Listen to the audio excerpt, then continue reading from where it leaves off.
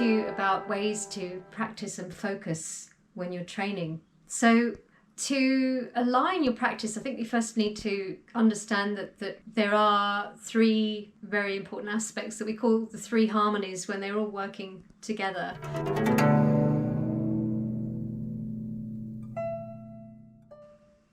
Hi, I'm Sarah Devine. I'm a senior White Tiger Qigong instructor. I absolutely love Qigong. This Qigong is just so transformative. It's a holistic meditative movement practice, and it benefits you on so many levels, physiologically, physically, mentally, emotionally, and even spiritually. To align your practice, I think you first need to understand that there are three very important aspects that we call the three harmonies when they're all working together. This is the actual where the beauty and the magic happens of your Qigong. So you've got your body and your breath and your spirit. So when we train each of these at distinct levels, then we're in effect ramping our practice. So we're giving ourselves the opportunity to layer appropriate foundations, then another layer to develop our practice at deeper and deeper levels. And then it never ends. It's a very profound rabbit hole. So getting to grips with our three harmonies separately is the way that we can learn to also cultivate our three treasures that are our Jing, our Qi and our Shen.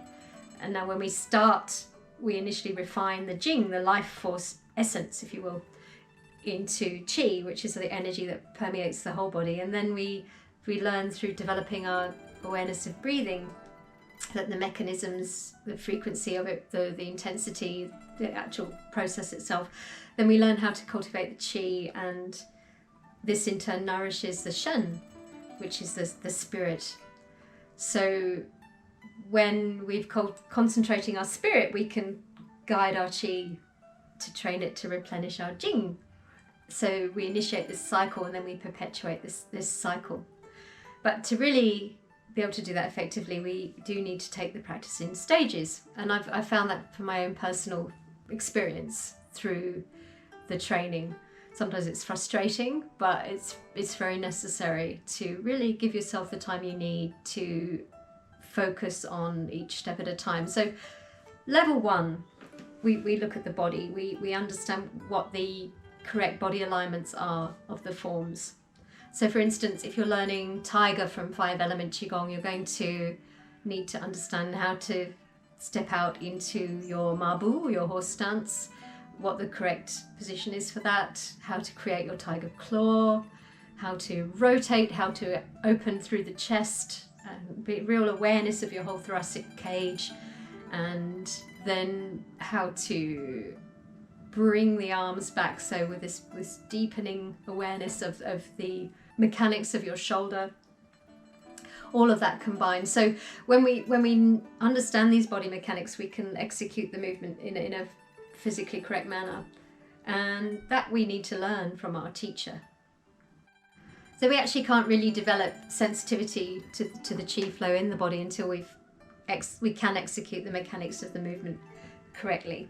And that's also because it's a very cognitive stage of learning, when there's so much going on in your brain that you can't really relax and flow into the forms. But once you've practiced a little while, the rest will come.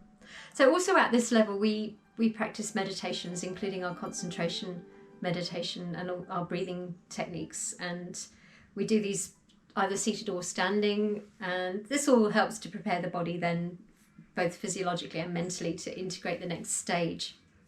So level 2 is the breath. Now at this point, you've reached your associative stage of learning. So you're confident enough with your movement practice, that you need fewer cues from your teacher. So there's a level of independence there. And then you can learn to start focusing on harmonizing the breath with the Qigong. So how the breath guides the movement. And this will then help you to integrate the Qi aspect of Qigong. Qi, well, the energy and cultivation of the Gong. And so we also introduce a sports science perspective. We look at the kinetic chains and the principal actions of the primary kinetic chains. So this is a way of explaining movement efficiency and energy generation and realization in the body. And it's a very, I think, an incredible tool to help deepen your awareness within the Qigong journey. So a really huge component of this is learning about fascia and the enhanced fascial response. So your fascia is this network of tissues, connective tissues, and it surrounds your muscles, it interpenetrates them, and it also connects them together in slings. So you have different slings in the body that are responsible for moving your body in different planes of motion or different capacities. And when we learn this awareness about the fascia and how to move the fascia effectively, it really helps you to ease off from the muscular tension we typically put into movement. So you can refine the movement, feel into the movement more, get a sensitivity within the movement. And then we move on to level 3. Well, at level 3 we reach the flow state practice. So at this stage you can say that you're in an autonomous stage of learning. This is a stage of learning where you can start really refining your practice, because you've got all the tools you need to help you to really get into the deeper levels of the practice. You are going to hone your attention, you're going to use your intention for the practice. That's one really important part of getting this flow state. It's the mind to wander, it's common to all of us when we practice, but to just keep steady and really take the mind beyond the normal level of thinking into a really deep sort of attentive state of mind is what our goal is. So we're then keeping the mind fully on the practice. And we also learn how to tap into the spirit of the Qigong at this time, the animal spirit, if there's an associated animal, and also the elemental spirit of the form, the energy that relates to the 5-element theory of classical Chinese medicine. And then we're looking at proprioceptive and interoceptive awareness. Your proprioceptive awareness being your awareness of how your body parts move in space and their relationship to one another as you do that. And then your interoceptive awareness, what's going on inside your body. So your physiological processes, your emotional responses, your mental cogitation, your everything that's going on within. And the more you develop a sensitivity towards that, the more you're able to then understand when to respond and when to just let something pass, and to do so more effectively. So another stage, another aspect within the stage is developing visualizations. And then with all of these things together, we end up utilizing and engaging multiple senses. So this really creates the multiple dimensional exercise, which is Qigong.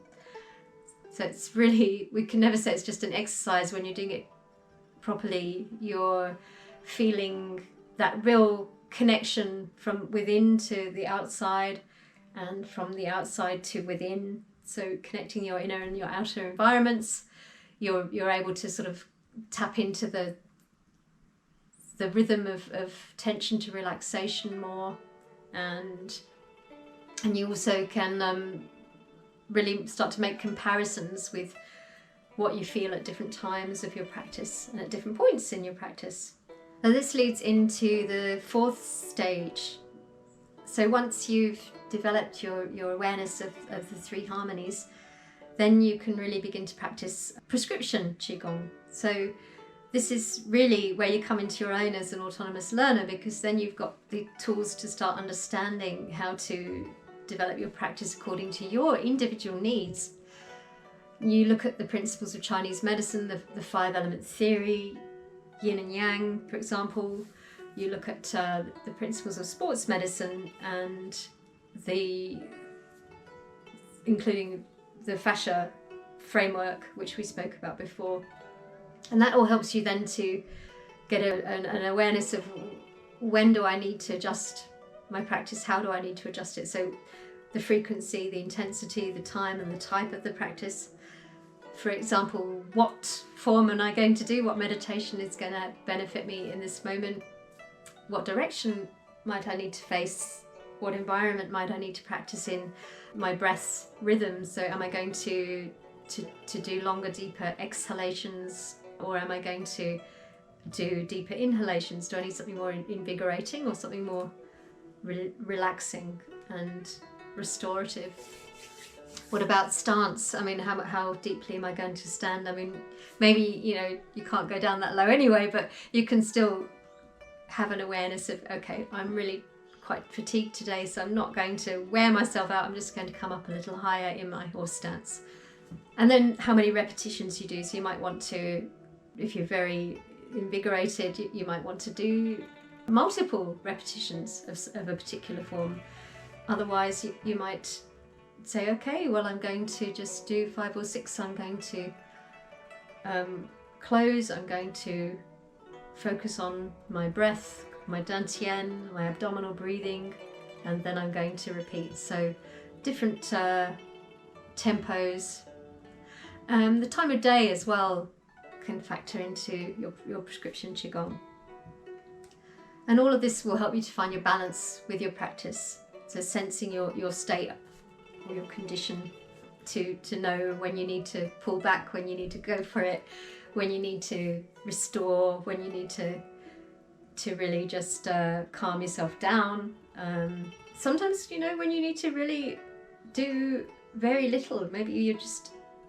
I was really ill for a while when I had dengue fever a year or so back, and I was still able to do Qigong, but it was lying down, and I did a lot of the breathing practices and the meditations until I was able to sit on my bed and do a little bit of gentle shaking and get back into my physical movement. So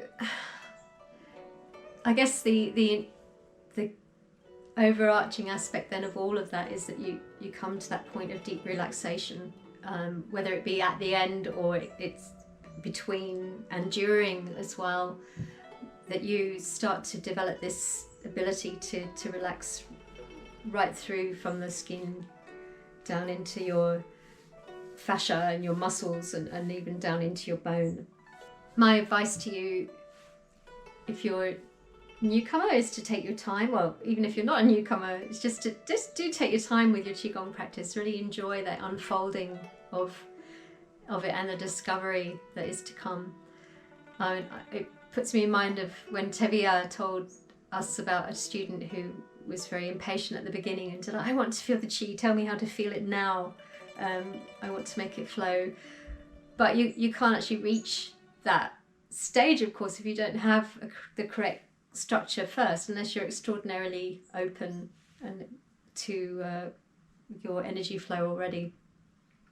So I guess that's the most important thing, that it is a journey and you need to pace your practice. So getting your foundations right is really, really important for lasting the track, you know, getting further ahead and not being frustrated, because then you're going to really get lasting gains. Thank you for watching. Do check out our YouTube channel. Please subscribe if you've liked this video, and then you can also see other videos that my colleagues are making as well. And check us out on whitetigerqigong.com. There are plenty of online courses, and there's also master courses and teacher trainings to choose from. So it's very exciting times, lots on offer, and we look forward to having you on board.